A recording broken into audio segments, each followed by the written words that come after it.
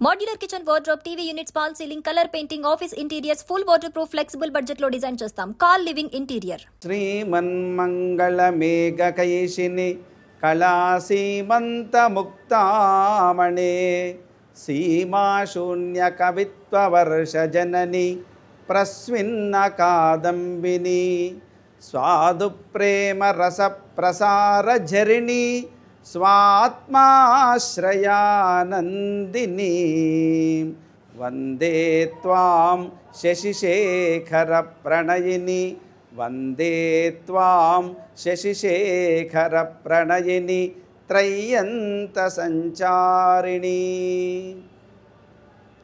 వేములవాడ రాజరాజేశ్వర స్వామి యొక్క క్షేత్రంలో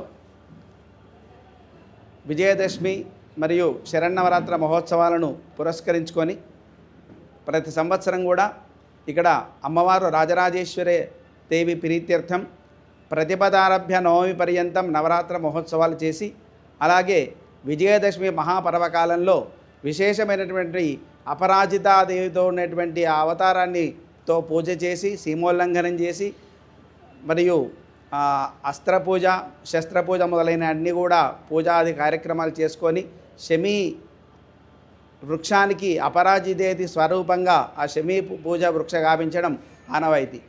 అయితే ఈ నవరాత్ర ఉత్సవాలను పురస్కరించుకొని మనకి ఈ సంవత్సరము 22వ తారీఖు నుంచి 2వ తారీఖు వరకు ఈ ఉత్సవాలు జరుగుతాయి. అయితే అమ్మవారిని నవదుర్గలుగా కొలవడం అనేది మన అందరికీ తెలిసినటువంటి అంశమే. ఇందులో నవదుర్గలలో భాగంగా ప్రథమం శైలపుత్రి, ద్వితీయం బ్రహ్మచారిణి, తృతీయం చంద్రఘంట, ఊష్మాండ 4వ అలంకారము, స్కందమాత 5, కాత్యాయిని 6, కాళరాత్రి 7, మహాగౌరి 8, అలాగే సిద్ధిద అనేటువంటి 9వ అవతారంతో ఈ నవరాత్ర ఉత్సవాలు పూర్తి చేసుకొని అపరాజిదేవతి స్వరూపంగా మనకు విజయదశమి రోజున అమ్మవారిని కొలవడం జరుగుతుంది.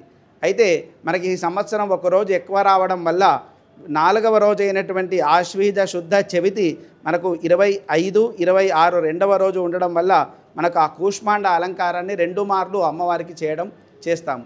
కాబట్టి 22వ రోజు నుంచి 2వ తారీఖు జరిగేటువంటి ఉత్సవాల్లో భాగంగా మనకి 30వ తారీఖు నాడు దుర్గాష్టమి సంభవించింది.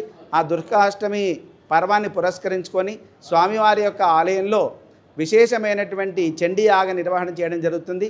ఆ రోజు సాయంకాలం వేళ మహిషాసురమర్దిని అమ్మవారి వద్ద మహాపూజ కార్యక్రమం ఉంటుంది. అలాగే 1వ తారీఖు నాడు మహర్నవాన్ని పురస్కరించుకొని అమ్మవారికి ఆ ఉత్సవాల్లో భాగంగా నవరాత్ర ఉత్సవాలు పూర్తి చేసుకొని అమ్మవారి యొక్క ఉత్సవమూర్తిని స్వామివారి యొక్క ఆలయానికి ఈశాన్యంలో ఉండేటువంటి ధర్మకుండ పుష్కరంలో తెప్పోత్సవ కార్యక్రమం చేయడం జరుగుతుంది. 2వ తారీఖు నాడు విజయదశమి మహాపర్వకాలాన్ని పురస్కరించుకొని ఉదయం శస్త్రపూజ మరియు అస్త్రపూజ, సాయంకాలం వేళ పెద్ద సేవ అంబారి సేవపై స్వామివారు అంటే ఇక్కడ హరిహరులు ఇద్దరిని కూడా రాజరాజేశ్వర స్వామివారు అలాగే అనంత పద్మనాభ స్వామివారును అంబారి సేవపై ఊరేగింపుగా సీమోల్లంఘనం చేసి అక్కడ అపరాజితాదేవి స్వరూపమైనటువంటి శమీ వృక్షానికి పూజ చేయడం జరుగుతుంది. కాబట్టి ఈ నవరాత్ర ఉత్సవాల్లో భాగంగా ఎవరైతే అమ్మవారిని సేవిస్తారో ఎవరైతే అమ్మవారిని దర్శిస్తారో వారందరికీ కూడా అమ్మవారి యొక్క కృపా కటాక్షం లభిస్తుంది. విశేషించి మన ఆలయంలో భక్తుల సౌకర్యార్థం కూడా ప్రతినిత్యం కూడా ఈ నవరాత్ర మహోత్సవాల్లో భాగంగా అమ్మవారికి దేవీ చతుషష్ఠోపచార పూజ చేసుకునేటువంటి అవకాశాన్ని కూడా కల్పించడం జరిగింది. బాలా త్రిపుర సుందరి అమ్మవారి వద్ద ఈ 9 రోజుల పాటు విశేషమైనటువంటి ఆర్జిత సేవలన్నీ కూడా అమ్మవారి ప్రీత్యర్థంగా భక్తులందరూ కూడా చేసుకోవచ్చు. ఓం స్వస్తి.